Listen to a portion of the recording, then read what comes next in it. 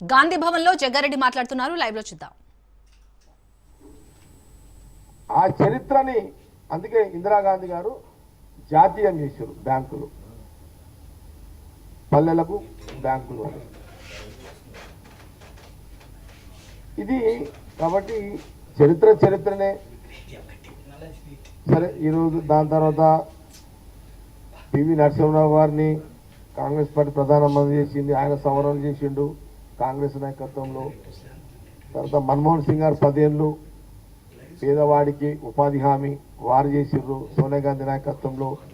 అంతకుముందు రాజీవ్ గాంధీ గారు టెక్నాలజీ ఈరోజు అసలు ఎంత మంచి టెక్నాలజీ ఈరోజు ఇంత డెవలప్ అయిందంటే దానికి పునాది రాజీవ్ గాంధీ గారు. మేము అడుగుతున్నాం ఏంటంటే బీజేపీ నాయకులకు, మీరు ప్రధానమంత్రి 11 సంవత్సరాలలో దేశ ప్రజలకు ఇది చేశాము అని చెప్పండి, చెప్పగలరా చెప్పండి. కానీ జవహర్లాల్ ఆనాటి నెహ్రూ గారు ఏం చేసిండు, ఇందిరాగాంధీ గారు ఏం చేసిర్రు, రాజీవ్ గాంధీ గారు ఏం చేసిర్రు, సోనియా గాంధీ గారు ఏం చేసిర్రు. ఇది కాంగ్రెస్ చరిత్ర. మేము చెప్పినాము. మేము అడుగుతున్నాం కాంగ్రెస్ పార్టీ, మోడీ గారు 11 ఏళ్లలో మేము గిది చేసినాము, మీరేం చెప్తారు? మేము అయోధ్య కట్టినామంటారు. ఇది ఒకటే కదా మీరు చెప్పేది.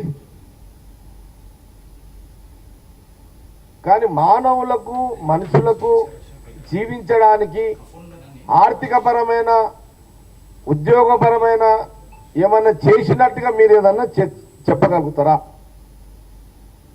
మేము అడుగుతున్నాం ఈ కాంగ్రెస్ పార్టీ. అసలు జవహర్లాల్ నెహ్రూ గారి గురించి అన్ని గొప్ప త్యాగాలు గొప్ప పనులు చేసిన ఆనాటి నెహ్రూ గారి గురించి ఈరోజు ఏమి చేయలేదు అని. ఎందుకంటే వాళ్ళకు ఒకటే, ఏది ఏమైనా రాహుల్ గాంధీ గారి ఆ గాంధీ కుటుంబము, నెహ్రూ గారు, ఇందిరాగాంధీ గారు, సోనియా గాంధీ గారు, వాళ్ళ కుటుంబం, ప్రియాంక గాంధీ గారు, వాళ్ళ కుటుంబము ఈ దేశం రాజకీయాల్లో వాళ్ళ ఉనికి ఉండొద్దు, వాళ్ళ మర్చిపోవాలి అనే ఒక సింగిల్ ఎజెండానే పాలిస్తున్నదే కానీ దేశ ప్రజల కోసం పరిపాలిస్తలేరు అనే దానికి నిదర్శనమే ఈ విమర్శ.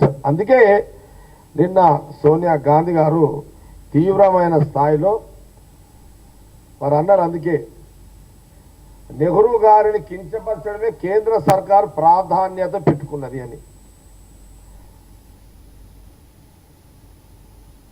ప్రధానమంత్రి మోడీ గారు, బీజేపీ పార్టీ నెహ్రూ గారిని కించపరచడమే కేంద్ర బీజేపీ సర్కారు ఒక ఎజెండాగా పెట్టుకుందని నిన్న సోనియా గాంధీ గారు చాలా స్పష్టంగా వారు చెప్పడము, వారు మాట్లాడడం జరిగింది. నేను ఈనాటి జనరేషన్ కానీ ప్రజలందరినీ నేను ఈ మీడియా ద్వారా కోరుతున్నా, వారి త్యాగాలు వారి కష్టాలు ఈరోజు బీజేపీ దాన్ని మర్చిపోవాలనే కుట్రలో భాగంగా ఆ కుటుంబాన్ని టార్గెట్గా చేసుకొని బీజేపీ నరేంద్ర మోడీ గారు పనిచేస్తున్నారని. ఇది మంచిది కాదు, మంచి పద్ధతి కాదు. ఇలాంటి సాంప్రదాయాలకు మీరు పులి స్టాప్ పెట్టండి. అధికారం ఉంటుంది, అధికారం పోతుంది, అధికారం వస్తుంది, అధికారం పోతుంది. చరిత్రలో అసలు చరిత్రలో కొంతకాలమే పవర్ ఉంటుంది, కొంతకాలం ఉండదు. కానీ త్యాగాలు, పాలన, మంచి పాలన జనాలు చూస్తుంటారు, గుర్తిస్తుంటారు.